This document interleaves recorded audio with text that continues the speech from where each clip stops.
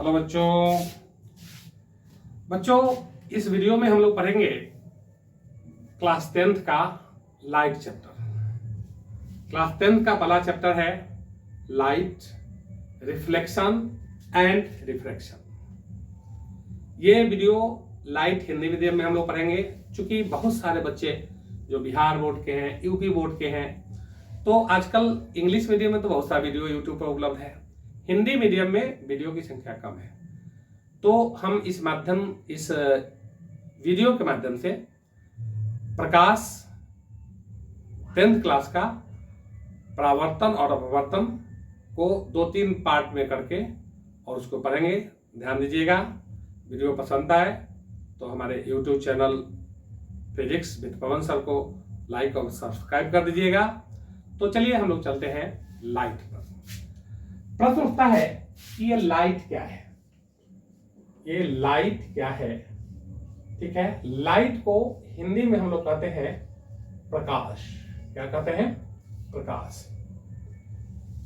देखिए, वास्तव में लाइट जो है ऊर्जा का एक रूप है, यानी प्रकाश ऊर्जा का एक रूप है जो किसी वस्तु को देखने की अनुभूति प्रदान करता है। यानी अगर हम किसी वस्तु को देख रहे हैं तो उसके पीछे एकमात्र कारण है प्रकाश। अगर प्रकाश नहीं होता तो हम किसी वस्तु को नहीं देख सकते हैं। आप कहेंगे कि सर प्रकाश से हम किसी वस्तु को कैसे देख सकते हैं? तो देखिए, जब प्रकाश होता है तो ये प्रकाश जब किसी वस्तु पर पड़ता है तो दो बातें होंगी। या तो वह वस्तु उस प्रकाश को अवशोषित कर लेगा। पहले ही प्रकाश के बारे में हमने बताया कि प्रकाश एक ऊर्जा है, तो उस ऊर्जा को अवशोषित कर लेगा या उसको वापस भेज देगा। अगर जितना प्रकाश की ऊर्जा उस वस्तु पर पड़ा वो सारी की सारी ऊर्जा अगर वस्तु द्वारा एब्जॉर्ब कर ली गई, यानी उस वस्तु में घुस गया, तब वो वस्तु हमें दिखाई नहीं देगा, या यूं कहें कि काला दिखाई देगा। लेकिन जब वह वस्तु प्रकाश को वापस करेगा और वह प्रकाश हमारे आंख के माध्यम से, आंख में एक लेंस होता है, उसके माध्यम से उस वस्तु का प्रतिबिंब हमारे रेटिना पर बनाता है और वो वस्तु दिखाई देती है। कहने का अभिप्राय है कि अगर प्रकाश नहीं होगा तो सारी दुनिया अंधेरा दिखेगा। ठीक है, तो समझ गए कि बिना प्रकाश हमारे जिंदगी में कोई भी चीज देखने योग्य नहीं रह जाएगा। तो आइए हम लोग प्रकाश के परिभाषा को लिखते हैं। तो देखिए, हम लिखते हैं प्रकाश की परिभाषा क्या होता है। प्रकाश क्या होता है? यह ऊर्जा का एक रूप है, यह ऊर्जा का एक रूप है जो किसी वस्तु को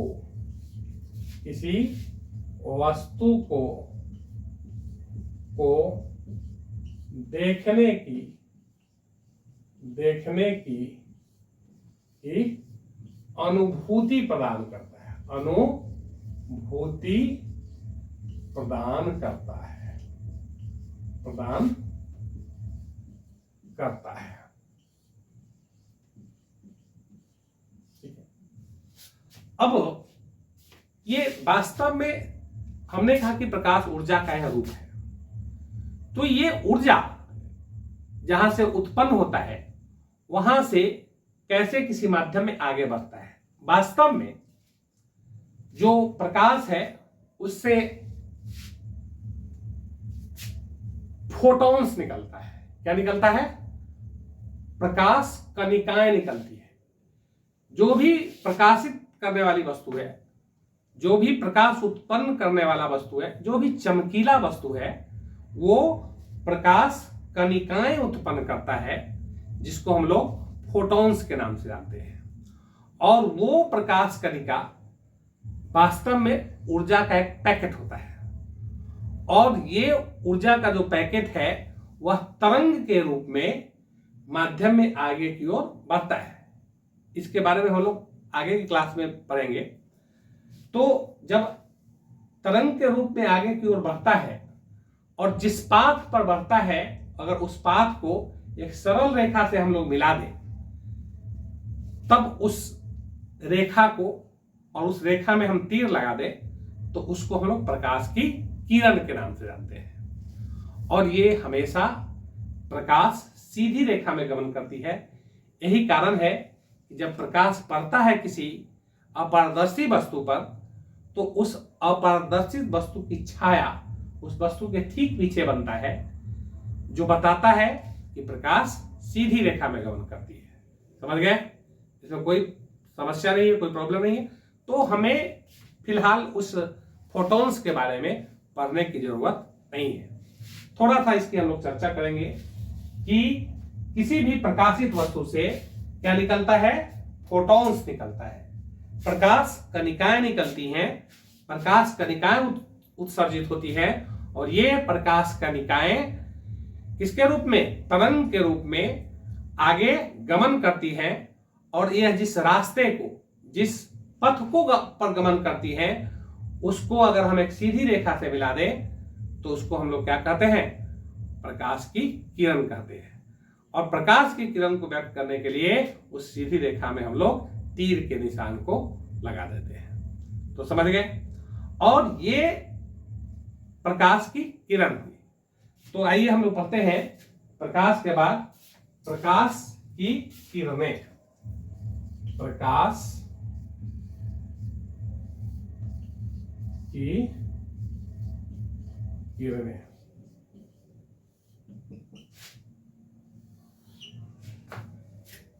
किसी भी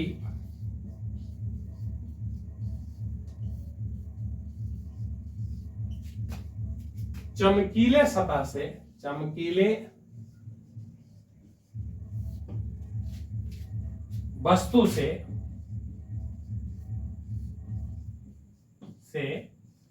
प्रकाश कणिकाएं उत्पन्न होती है। प्रकाश कणिकाएं, वस्तु होता है, वस्तु नहीं होता है, कणिकाएं उत्पन्न होती है, जो कि तरंग के रूप में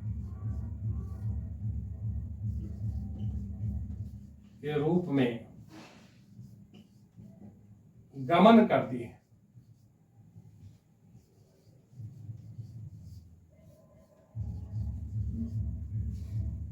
इसके पथ को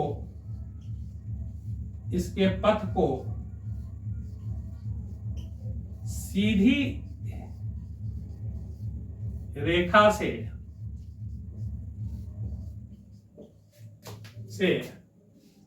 मिलाते हुए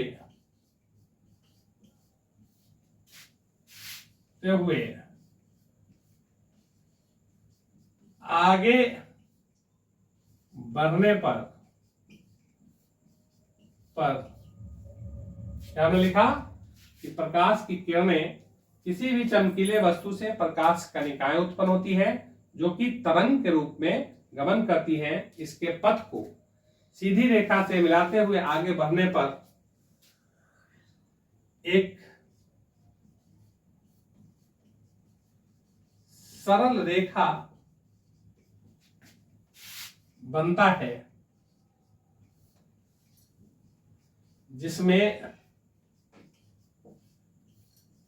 तीर के चिन्ह को लगा देने पर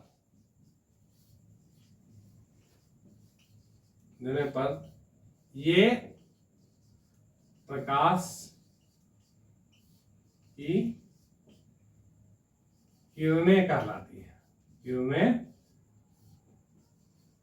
कहलाती है।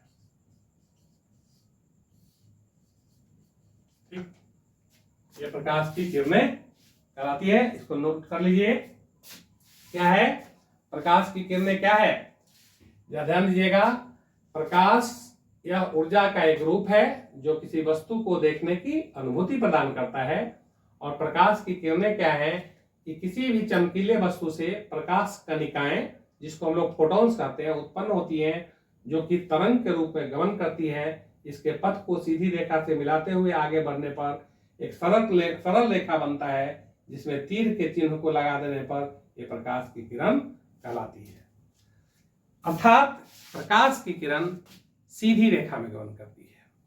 अब इस बात को कैसे हम साबित करेंगे कि प्रकाश की किरणें सीधी रेखा में गमन करती है? जब प्रकाश की किरणें किसी अपारदर्शी वस्तु पर पड़ती है, तब उसका छाया उस वस्तु के ठीक पीछे बनता है, जो बताता है कि प्रकाश की किरणें सीधी रेखा में गमन करती है। ठीक है, अब इसको समझते हैं एक चित्र के माध्यम से कि प्रकाश की किरणें कैसे सीधी रेखा में गमन कर रही है। मान लिया जाए कि हम एक मोमबत्ती लेते हैं। ठीक, एक मोमबत्ती हमने लिया। ठीक, और ये एक मोमबत्ती है। ठीक है, अब इस मोमबत्ती से प्रकाश कणिकाएं, ठीक है, निकली और वो तरंग के रूप में माध्यम में आगे बढ़ने लगी।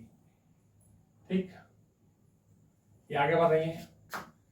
तो जहां से निकली वहां से आगे बढ़ते हुए अगर हम सरल रेखा खींचते हैं, ठीक है, और इस सरल रेखा में अगर हम क्या लगा देते हैं, तीर को लगा देते हैं, तो ये क्या कहलाएगी? प्रकाश की किरण कहलाएगी। यह सभी संभव दिशाओं में सीधी रेखा में चलती है। और जैसे एक इधर गया प्रकाश की किरण, ठीक है, तो इसको सीधी रेखा को मिला दीजिए। ठीक, ये हो गई प्रकाश की किरण। इधर आया तो ये हो गई प्रकाश की किरणें। इसको हम लोग सीधी रेखा में मिला दें तो इसको क्या कहेंगे? प्रकाश की किरण कहेंगे। तो ये सब क्या हो गई? प्रकाश की किरणें। ठीक है,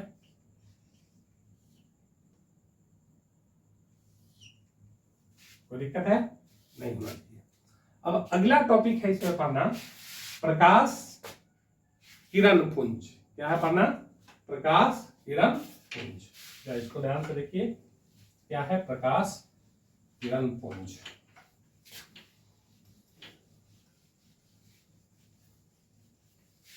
प्रकाश किरण पुंज में देखिए, प्रकाश किरण पुंज क्या होता है?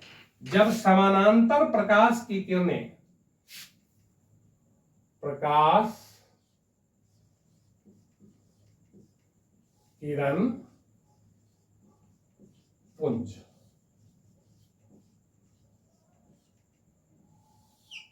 ठीक है, जब समानांतर प्रकाश की किरणें किसी माध्यम में गमन करती हैं, तब उसे हम लोग संयुक्त रूप से क्या कहते हैं? प्रकाश का किरण पुंज कहते हैं। जब बहुत सारी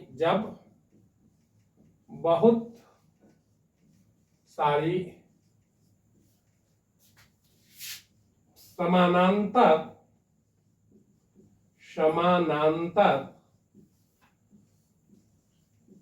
प्रकाश की किरणें किसी माध्यम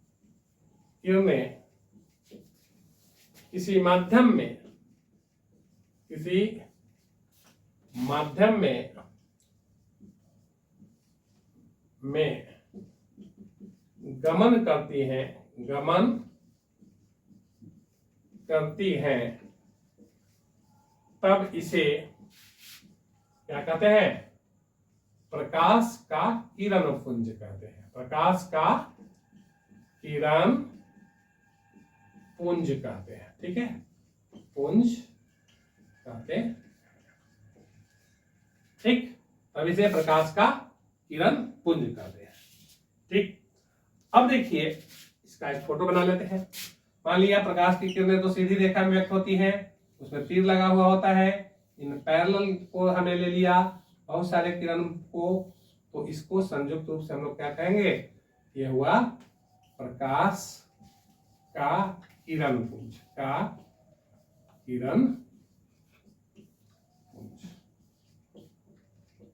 ठीक।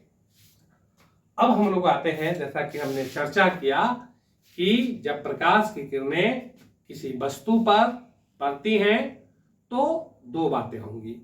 पहली बात होंगी कि उस वस्तु से टकराकर प्रकाश की किरणें पुनः उसी माध्यम में वापस आएंगी, या जिस वस्तु पर प्रकाश की पूर्ण किरणें गिरी हैं, ठीक है ना, प्रकाश आपतित हुआ है तो उस वस्तु में घुस जाएगी। तो जब प्रकाश की किरणें वापस लौट आती हैं तब यह घटना प्रकाश का परावर्तन कहलाता है, और जब दूसरे माध्यम या उस वस्तु में चली जाती है जिस पर वो पड़ी है तब उसको प्रकाश का अपवर्तन कहते हैं। तो हम लोग दोनों को बारी बारी से पढ़ेंगे। पहले प्रकाश के परावर्तन के बारे में हम लोग पढ़ते हैं, ठीक है। तो प्रकाश का परावर्तन क्या है उसको हम लोग जानने का प्रयास करते हैं। क्या हम लोग जानेंगे? प्रकाश का परावर्तन।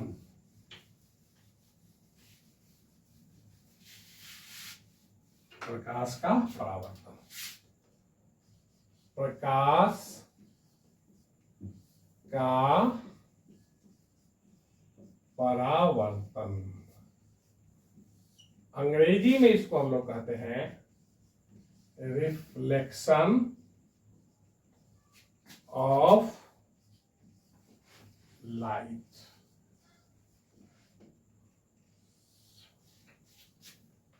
प्रकाश का परावर्तन कहता है कि जब प्रकाश की किरणें किसी माध्यम से टकराकर, किसी वस्तु से टकराकर उसी माध्यम में पुनः वापस लौट आती है तब इस घटना को हम लोग प्रकाश का परावर्तन कहते हैं।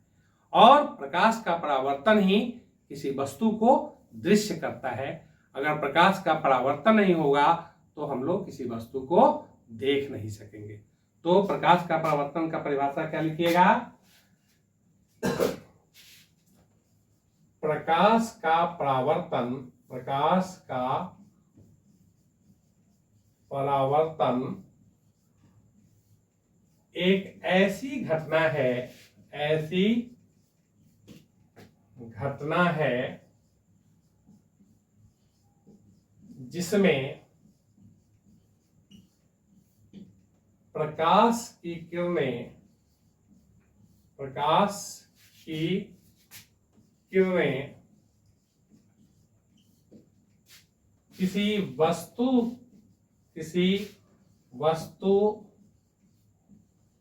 या सतह से टकराकर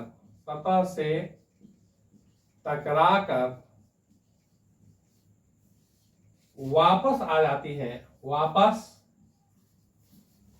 उन्हीं माध्यम में आ जाती है, उन्हीं माध्यम में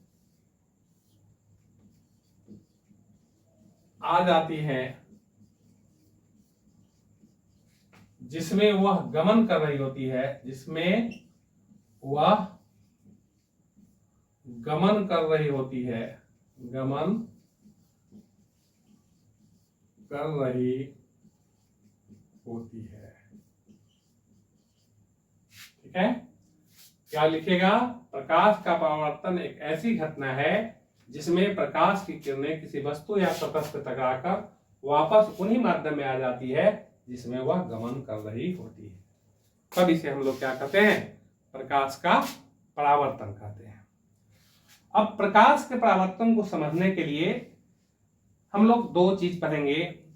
पहला कि परावर्तक सतह क्या है, अर्थात कि वह सतह जिससे टकराकर प्रकाश की किरणें वापस होती हैं उसको हम लोग परावर्तक सतह कहते हैं। ये परावर्तक सतह गोलीय सतह हो सकता है या समतल सतह हो सकता है। ये परावर्तक सतह जो होगा गोलीय भी हो सकता है और दूसरा क्या होगा, समतल भी हो सकता है। तो इसको हम लोग जानने का प्रयास करते हैं।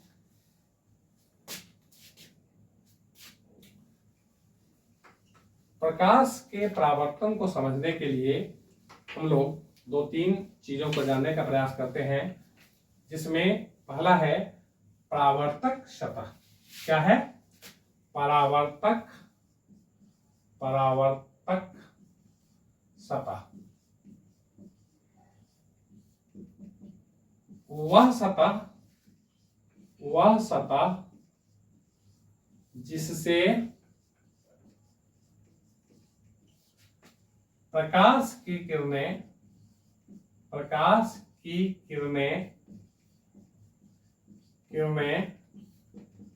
टकराकर वापस लौटती है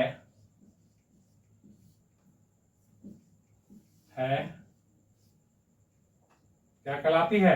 परावर्तक सतह कहलाती है।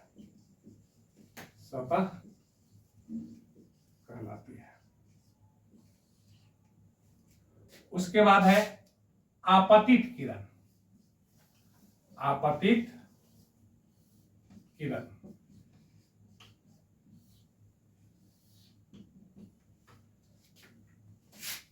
प्रकाश की वह किरणें जो परावर्तक सतह पर आकर के टकराती है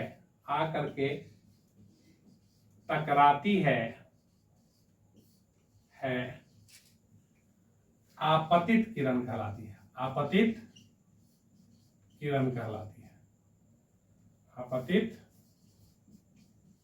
किरण कहलाती है। ठीक, यानी परावर्तक सतह समझ गए। परावर्तक सतह वह सतह जिससे प्रकाश की किरणें टकराकर वापस लौटती हैं, परावर्तक सतह कहलाती है। ठीक है, कहलाती है। आपतित किरणें प्रकाश की वह किरणें जो परावर्तक सतह पर आकर के टकराती हैं, आपतित किरण कहलाती है। अब है परावर्तित किरण क्या है? तो जो किरण प्रकाश परावर्तक सतह से टकराकर वापस लौटती है उसे हम लोग परावर्तित किरण कहते हैं। परावर्तित किरण किसे कहते हैं? लिख लीजिए, परावर्तित किरण।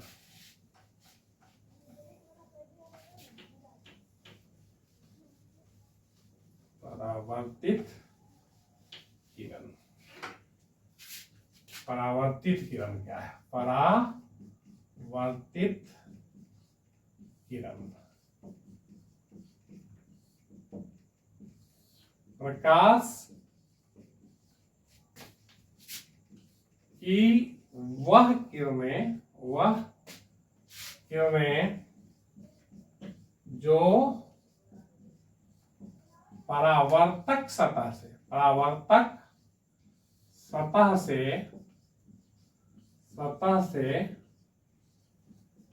टकराकर वापस लौटती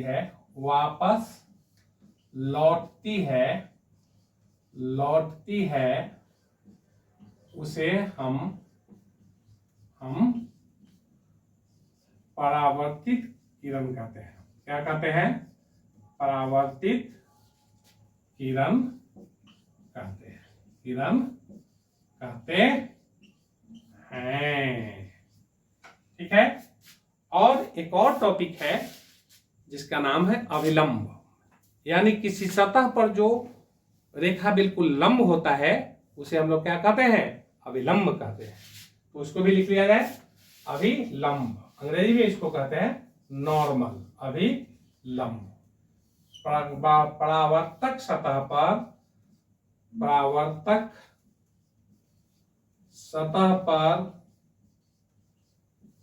पर खींची गई लंबवत रेखा को अभिलंब कहते हैं। अभिलंब कहते हैं। ठीक, अब देखिए कि हम लोग आते हैं प्रकाश के परावर्तन के नियम पर।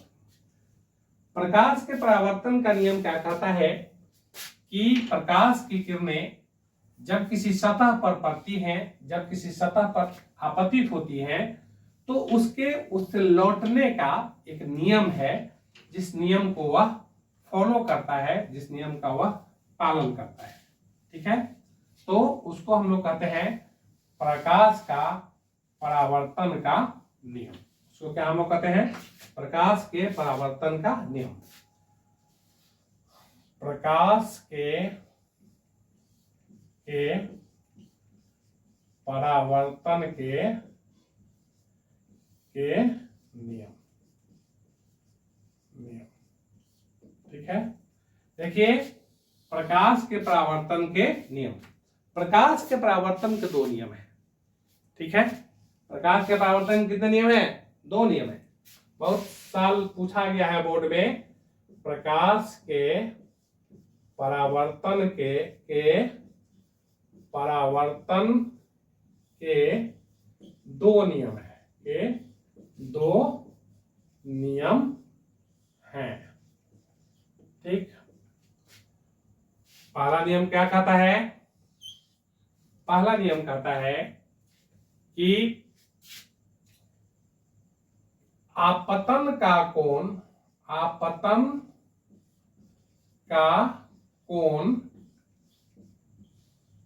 परावर्तन के कोण के बराबर होता है। कोण परावर्तन के कोण के बराबर होता है, कोण के बराबर होता है, बराबर होता है। अब देखिए आपतन का कोण क्या है? मान लिया जाए कि यह कोई समतल परावर्तक सतह है। कौन सा सतह है? समतल परावर्तक सतह है।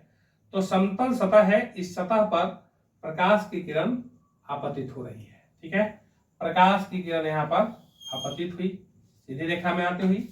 जहां पर प्रकाश की किरण आपतित होती है वहां उस सतह पर हम लोग क्या खींच लेते हैं? लंब खींच लेते हैं, जिसको क्या कहते हैं हम लोग? अभिलंब कहते हैं। तो ये क्या हो गया? अभिलंब हो गया। क्या हो गया? ये अभिलंब हो गया। और ये क्या हुआ? आपतित किरणें हुई। ये क्या हुआ? आपतित किरण हुई। ठीक है, और आपतित किरण जो एंगल बनाता है, कोण बनाता है अभिलंब के साथ, इसको हम लोग आपतन का कोण कहते हैं। और जब ये वहां से वापस लौटी तो ये हो गई परावर्तित किरण। ठीक है, और ये जो कोण बनाता है अभिलंब के साथ, इसको हम लोग क्या कहते हैं? आर कहते हैं।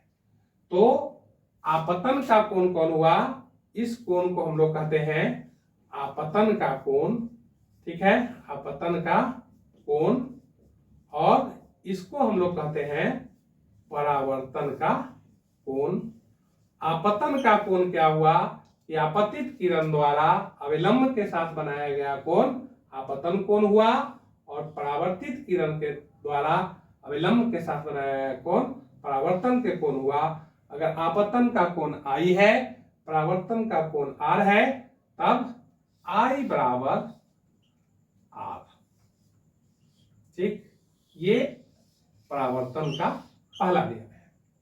ठीक, परावर्तन का पूछेगा कि परावर्तन के नियमों की व्याख्या करें, तो लिखिएगा कि परावर्तन के दो नियम हैं। पहला, आपतन का कोण परावर्तन के कोण के बराबर होता है। इस फोटो को बना दीजिएगा, ये लिख दीजिएगा, ये आपतित किरण है, ये अभिलंब है, ये आपतन का कोण है आई, ये परावर्तन का कोण है आर, और ये परावर्तित किरण है।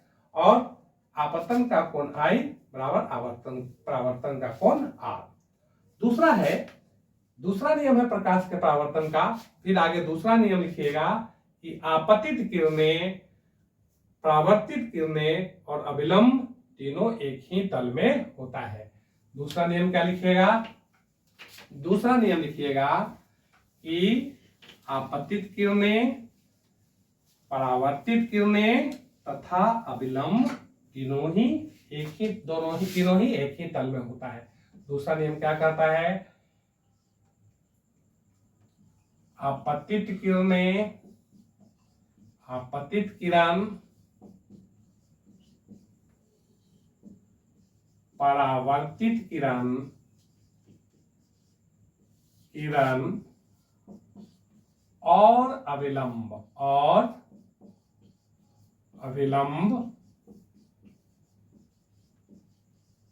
तीनों एक ही तल में होता है। तीनों एक ही तल में होता है। एक ही तल में होता है।